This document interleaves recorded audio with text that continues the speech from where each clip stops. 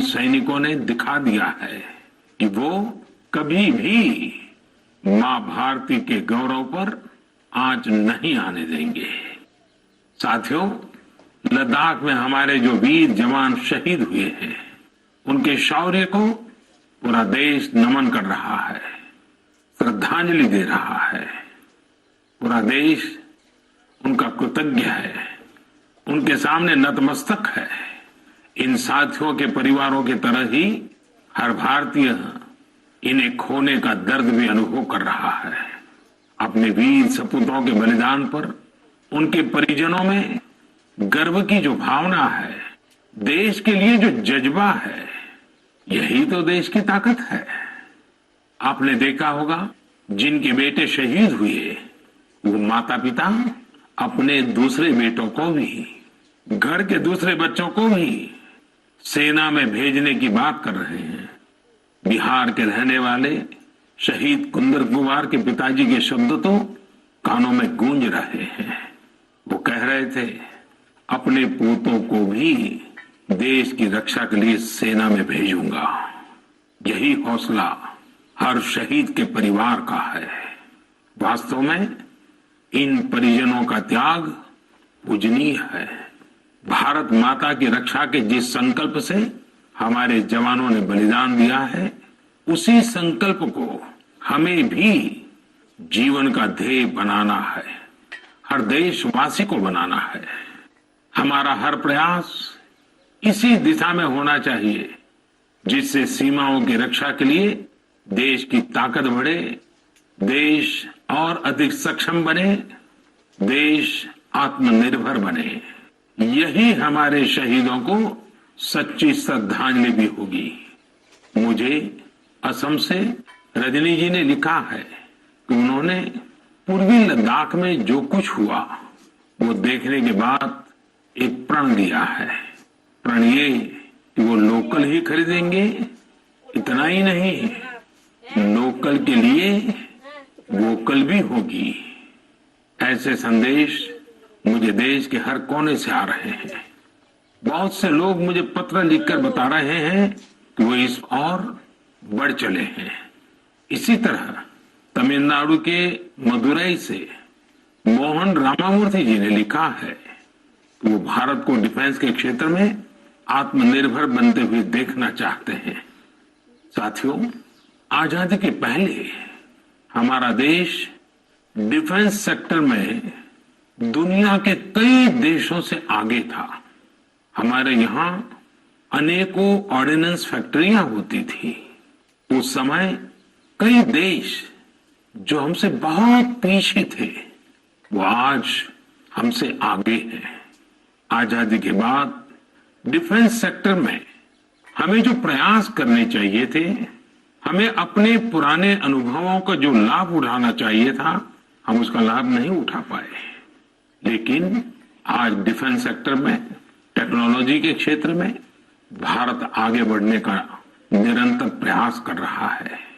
भारत आत्मनिर्भरता की तरफ कदम बढ़ा रहा है।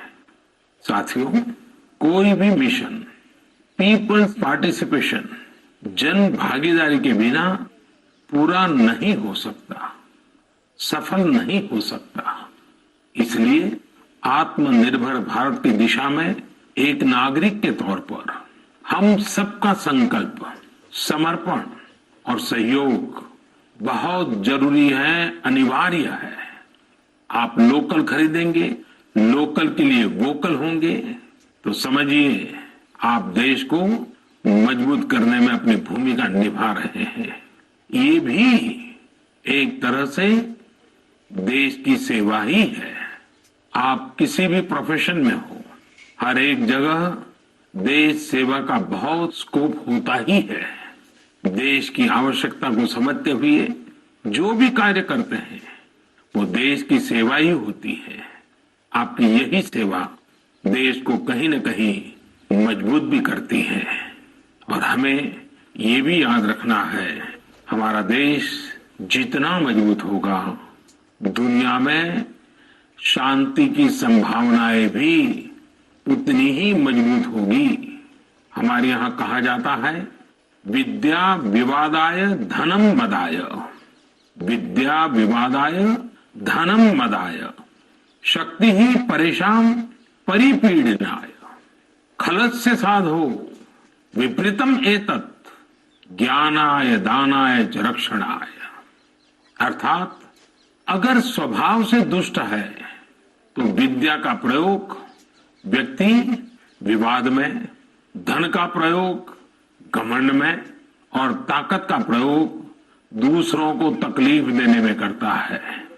लेकिन सज्जन की विद्या ज्ञान के लिए, धन मदद के लिए और ताकत रक्षा करने के लिए इस्तेमाल होती है। भारत ने अपनी ताकत हमेशा इसी भावना के साथ इस्तेमाल की है। भारत का संकल्प है भारत के स्वाभिमान और संप्रभुता की रक्षा। भारत का लक्ष्य है आत्मनिर्भर भारत। भारत की परंपरा है भरोसा, मित्रता। भारत का भाव है बंधुता। हम इन्हीं आदर्शों के साथ आगे बढ़ते रहेंगे। मेरे प्यारे देशवासियों, कोरोना के संकट काल में देश लॉकडाउन से बाहर निकल आया है। अब हम अनलॉक के दौर में हैं। अनलॉक के समय में दो बातों पर बहुत फोकस करना है: कोरोना को हराना और अर्थव्यवस्था को मजबूत बनाना, उसे ताकत देना। साथियों, लॉकडाउन से ज्यादा सतर्कता हमें अनलॉक के दौरान बरतनी है। आपकी सतर्कता ही आपको कोरोना से बचाएगी। इस बात को हमेशा याद रखिए कि अगर आप मास्क नहीं पहनते हैं, 2 गज की दूरी का पालन नहीं करते हैं या फिर दूसरी जरूरी सावधानियां नहीं बरतते हैं तो आप अपने साथ साथ दूसरों को भी जोखिम में डाल रहे हैं, खास तौर पर घर के बच्चों और बुजुर्गों को।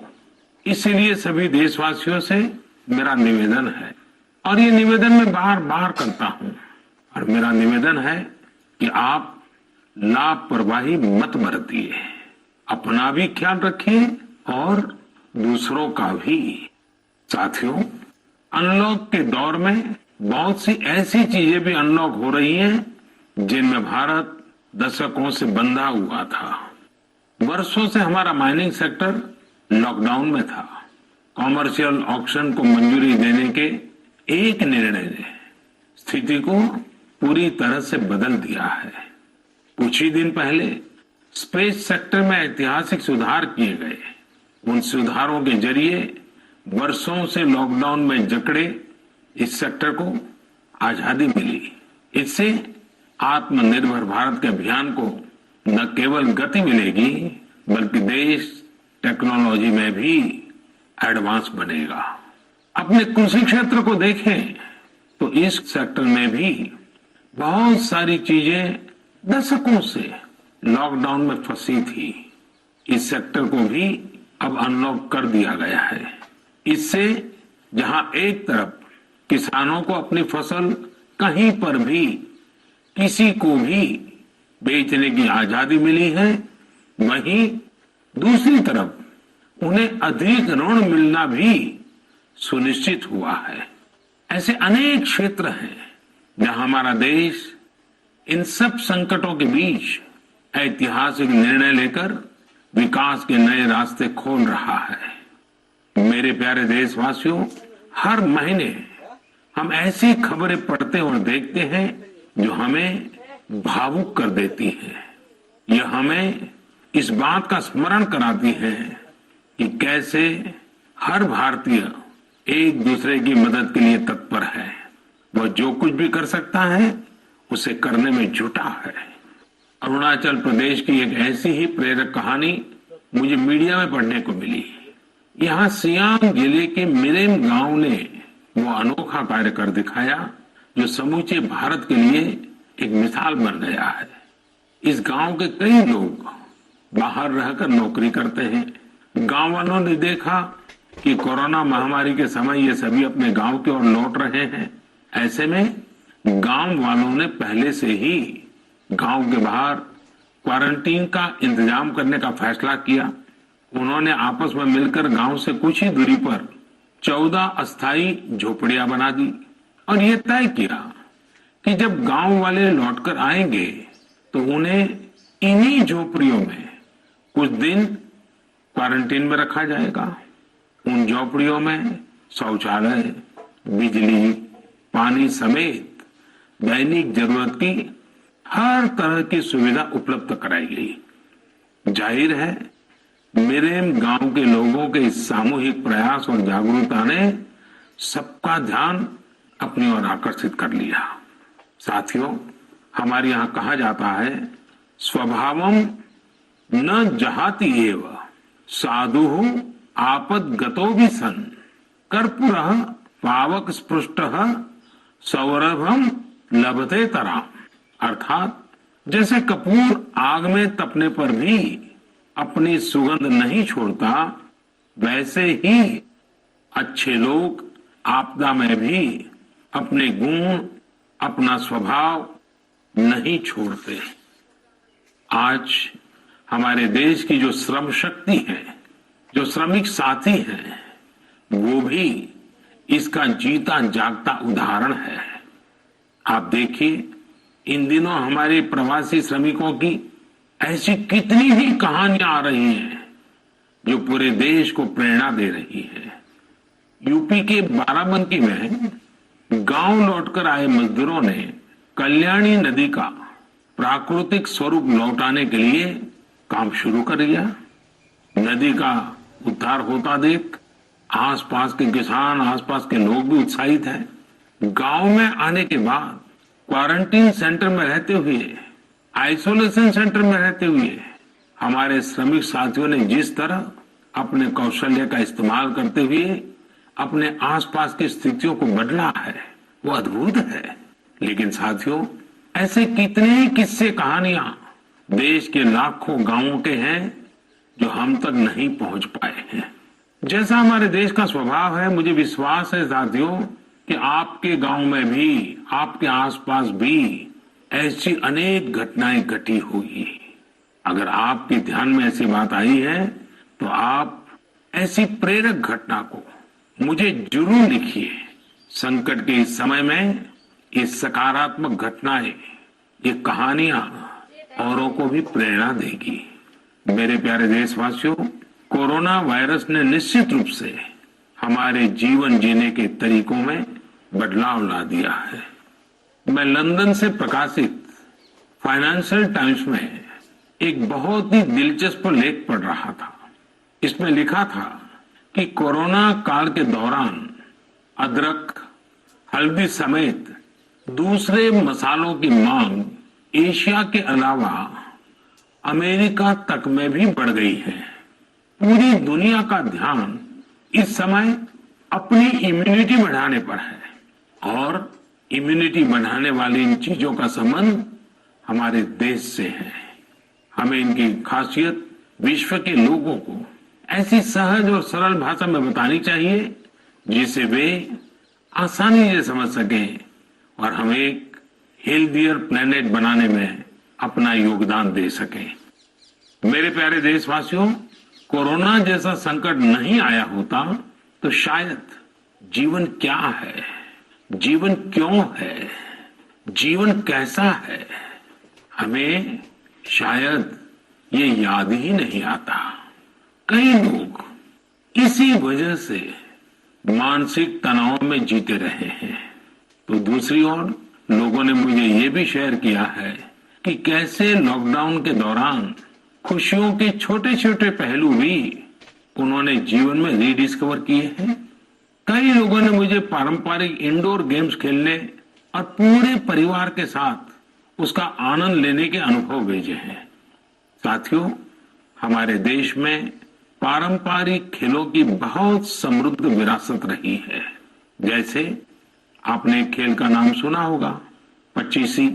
यह खेल तमिलनाडु में पल्लानुंगली, कर्नाटक में अली गुली मणे और आंध्र प्रदेश में वामन गुंटलू के नाम से खेला जाता है। ये एक प्रकार का स्ट्रेटेजी गेम है जिसमें एक बोर्ड का उपयोग किया जाता है। इसमें कई खांचे होते हैं जिनमें मौजूद गोली या बीज को खिलाड़ियों को पकड़ना होता है। कहा जाता है कि यह गेम दक्षिण भारत से दक्षिण पूर्व एशिया और फिर दुनिया में फैला है।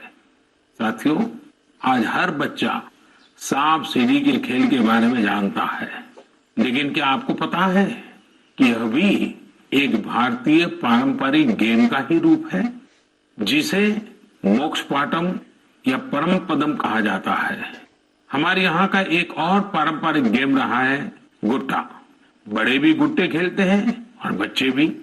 बस एक ही साइज के 5 छोटे पत्थर उठाए और आप गुट्टे खेलने के लिए तैयार। एक पत्थर हवा में उछालिए और जब तक वो पत्थर हवा में हो, आपको जमीन पर रखे बाकी पत्थर उठाने होते हैं। आमतौर पर हमारे यहाँ इंडोर खेलों में कोई बड़े साधनों की जरूरत नहीं होती है।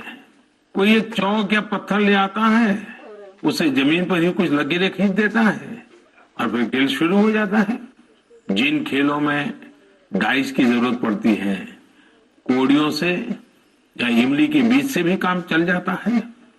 साथियों, मुझे मालूम है आज जब मैं ये बात कर रहा हूं, कितने ही लोग अपने बचपन में लौट गए होंगे। कितनों को ही अपने बचपन के दिन याद आ गए होंगे। मैं यही कहूंगा कि उन दिनों को आप भूले क्यों है, उन खेलों को आप भूले क्यों है। मेरा घर के नाना नानी दादा दादी घर के बुजुर्गों से आग्रह है कि नई पीढ़ी में ये खेल आप अगर ट्रांसफर नहीं करेंगे तो कौन करेगा।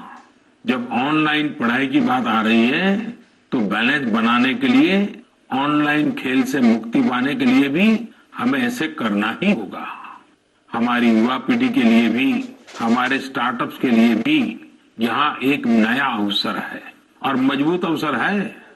हम भारत के पारंपरिक इंडोर गेम्स को नए और आकर्षक रूप में प्रस्तुत करें। उनसे जुड़ी चीजों को जुटाने वाले, सप्लाई करने वाले स्टार्टअप्स बहुत पॉपुलर हो जाएंगे। और हमें ये भी याद रखना है, हमारे भारतीय खेल भी तो लोकल है और हम लोकल के लिए वोकल होने का प्रण पहले ही ले चुके हैं। और मेरे बाल सखा मित्रों, हर घर के बच्चों से, मेरे नन्हे साथियों से भी आज मैं एक विशेष आग्रह करता हूं। बच्चे, आप मेरा आग्रह मानेंगे ना? देखिए, मेरा आग्रह है कि मैं जो कहता हूं आप जरूर करिए। एक काम करिए, जब थोड़ा समय मिले तो माता पिता से पूछकर मोबाइल उठाइए और अपने दादा दादी नाना नानी या घर में जो भी बुजुर्ग हैं उनका इंटरव्यू रिकॉर्ड कीजिए। अपने मोबाइल फोन में रिकॉर्ड करिए। जैसे आपने टीवी पर देखा होगा ना, कैसे पत्रकार इंटरव्यू करते हैं, बस वैसा ही इंटरव्यू आप कीजिए। और आप उनसे सवाल क्या करेंगे, मैं आपको सुझाव देता हूं। आप उनसे जरूर पूछिए कि वो बचपन में उनका रहन सहन कैसा था, वो कौन से खेल खेलते थे। कभी नाटक देखने जाते थे, सिनेमा देखने जाते थे, कभी छुट्टियों में मामा के घर जाते थे, कभी खेत खलिहान में जाते थे, त्योहार कैसे मनाते थे। बहुत सी बातें आप उनको पूछ सकते हैं। उनको भी 40-50 साल 60 साल पुरानी अपनी जिंदगी में जाना बहुत आनंद देगा।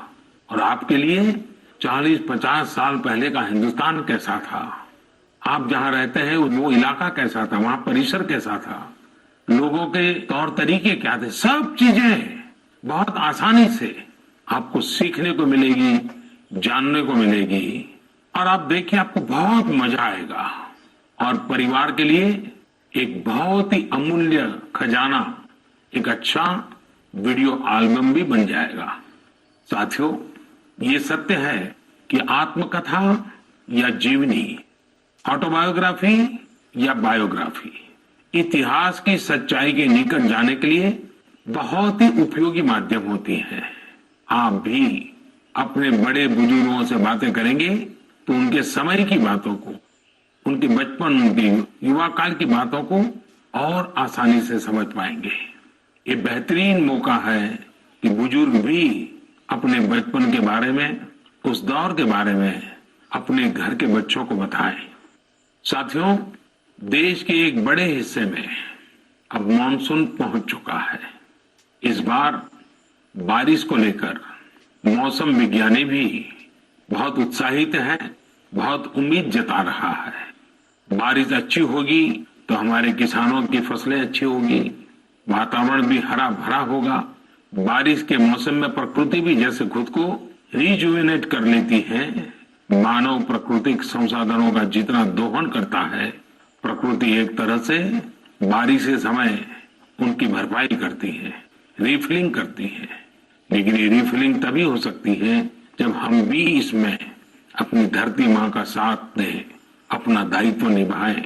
हमारे द्वारा किया गया थोड़ा सा प्रयास प्रकृति को, पर्यावरण को बहुत मदद करता है। हमारे कई देशवासी तो इसमें बहुत बड़ा काम कर रहे हैं। कर्नाटक के मंडावली में एक 80-85 साल के बुजुर्ग है कामेगौड़ा जी। कामेगौड़ा जी एक साधारण किसान है, लेकिन उनका व्यक्तित्व बहुत असाधारण है। उन्होंने एक ऐसा काम किया है कि कोई भी आश्चर्य में पड़ जाएगा। 80-85 साल के कामेगौड़ा जी अपने जानवरों को चराते हैं, लेकिन साथ साथ उन्होंने अपने क्षेत्र में नए तालाब बनाने का भी बीड़ा उठाया हुआ है। वे अपने इलाके में पानी की समस्याओं को दूर करना चाहते हैं, इसलिए जल संरक्षण के काम में छोटे छोटे तालाब बनाने के काम में जुटे हैं। आप हैरान होंगे कि 80-85 वर्ष के कामेगौड़ा जी अब तक 16 तालाब खोद चुके हैं अपनी मेहनत से, अपने परिश्रम से। हो सकता है कि जो तालाब उन्होंने बनाए हैं वो बहुत बड़े ना हो, लेकिन उनका ये प्रयास बहुत बड़ा है। आज पूरे इलाके को इन तालाबों से एक नया जीवन मिला है। साथियों, गुजरात के वडोदरा का भी एक उदाहरण बहुत प्रेरक है। यहाँ जिला प्रशासन और स्थानीय लोगों ने मिलकर एक दिलचस्प मुहिम चलाई। इस मुहिम की वजह से आज वडोदरा में 1000 स्कूलों में रेन वाटर हार्वेस्टिंग होने लगी है। एक अनुमान है कि इस वजह से हर साल औसतन करीब 10 करोड़ लीटर पानी बेकार बह जाने से बचाया जा रहा है। साथियों, इस बरसात में प्रकृति की रक्षा के लिए, पर्यावरण की रक्षा के लिए हमें भी कुछ इसी तरह सोचने की, कुछ करने की पहल करनी चाहिए। जैसे कई स्थानों पर गणेश चतुर्थी को लेकर तैयारियां शुरू होने जा रही होगी, क्या इस बार हम प्रयास कर सकते हैं कि इको फ्रेंडली गणेश जी की प्रतिमाएं बनाएंगे और उन्हीं का पूजन करेंगे? क्या हम ऐसी प्रतिमाओं के पूजन से बच सकते हैं जो नदी तालाबों में विसर्जित किए जाने के बाद जल के लिए, जल में रहने वाले जीव जंतुओं के लिए संकट बन जाती है? मुझे विश्वास है आप ऐसा जरूर करेंगे। और इन सब बातों के बीच हमें ये भी ध्यान रखना है कि मानसून के सीजन में कई बीमारियां भी आती हैं। कोरोना काल में हमें इनसे भी बचकर रहना है। आयुर्वेदिक औषधियां, काढ़ा, गर्म पानी, इन सब का इस्तेमाल करते रहिए, स्वस्थ रहिए। मेरे प्यारे देशवासियों, आज 28 जून को भारत अपने एक भूतपूर्व प्रधानमंत्री को श्रद्धांजलि दे रहा है, जिन्होंने एक नाजुक दौर में देश का नेतृत्व किया। हमारे ये पूर्व प्रधानमंत्री श्री पीवी नरसिम्हा राव जी की आज जन्म शताब्दी वर्ष की शुरुआत का दिन है। जब हम पीवी नरसिम्हा राव जी के बारे में बात करते हैं तो स्वाभाविक रूप से राजनेता के रूप में उनकी छवि हमारे सामने उभरती है, लेकिन ये भी सच्चाई है कि वो अनेक भाषाओं को जानते थे, भारतीय एवं विदेशी भाषाएं बोल लेते थे।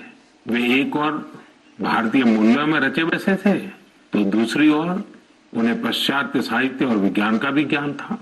वे भारत के सबसे अनुभवी नेताओं में से एक थे, लेकिन उनके जीवन का एक और पहलू भी है और वो उल्लेखनीय है, हमें जानना भी चाहिए। साथियों, नरसिम्हा राव जी अपनी किशोरावस्था में ही स्वतंत्रता आंदोलन में शामिल हो गए थे। जब हैदराबाद के निजाम ने वंदे मातरम गाने की अनुमति देने से इनकार कर दिया था, तब उनके खिलाफ आंदोलन में उन्होंने भी सक्रिय रूप से हिस्सा लिया था। उस समय उनकी उम्र सिर्फ 17 साल थी। छोटी उम्र से ही श्रीमान नरसिम्हा राव अन्याय के खिलाफ आवाज उठाने में आगे थे। अपनी आवाज बुलंद करने में कोई कोर कसर बाकी नहीं छोड़ते थे। नरसिम्हा राव जी इतिहास को भी बहुत अच्छी तरह समझते थे। बहुत ही साधारण पृष्ठभूमि से उठकर उनका आगे बढ़ना, शिक्षा पर उनका जोर, सीखने की उनकी प्रवृत्ति और इन सब के साथ उनकी नेतृत्व क्षमता सब कुछ स्मरणीय है। मेरा आग्रह है कि नरसिम्हा राव जी के जन्म शताब्दी वर्ष में हम सभी लोग उनके जीवन और विचारों के बारे में ज्यादा से ज्यादा जानने का प्रयास करें। मैं एक बार फिर उन्हें अपनी श्रद्धांजलि अर्पित करता हूं। मेरे प्यारे देशवासियों, इस बार मन की बात में कई विषयों पर बात हुई। अगली बार जब हम मिलेंगे तो कुछ और नए विषयों पर बात होगी। आप अपने संदेश, अपने इनोवेटिव आइडियाज मुझे जरूर भेजते रहिए। हम सब मिलकर आगे बढ़ेंगे और आने वाले दिन और भी सकारात्मक होंगे। जैसा कि मैंने आज शुरू में कहा, हम इसी साल यानी 2020 में ही बेहतर करेंगे, आगे बढ़ेंगे और देश भी नई ऊंचाइयों को छुएगा। मुझे भरोसा है कि 2020 भारत को